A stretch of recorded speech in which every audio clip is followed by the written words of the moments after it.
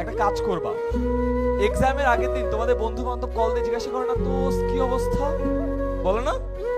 বলে না যে দোস্ত একদম পড়া হয় নাই, কালকে তো ফেল করবো দোস্ত, আর বলিস না, ঠিক না? আবার এক্সামের পর ওরাই ভালো করে না, মারতে ইচ্ছা করে না ওদেরকে। আজকে থেকে একটা কাজ করবা, বুঝছো? এটা সায়েন্টিফিক্যালি প্রুভেন।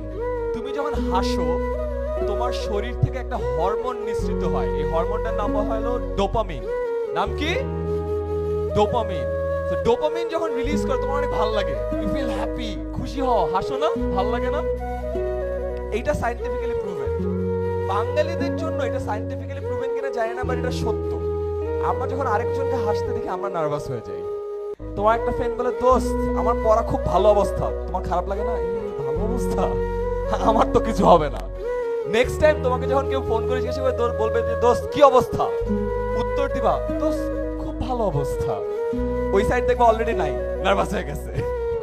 কেন দোস্ত তোর পড়া হয় নাই? তখন জিজ্ঞেস করবে, দোস্ত তোর সব পড়া শেষ? হ্যাঁ দোস্ত শেষ তো। এন্ড দেখবা নাই। আরো একটা কাজ করবা, এক্সামের দিন অনেক নার্ভাস লাগে না, মনে হয় না যে কিছু পারবা না, একটা ছোট কাজ করবা।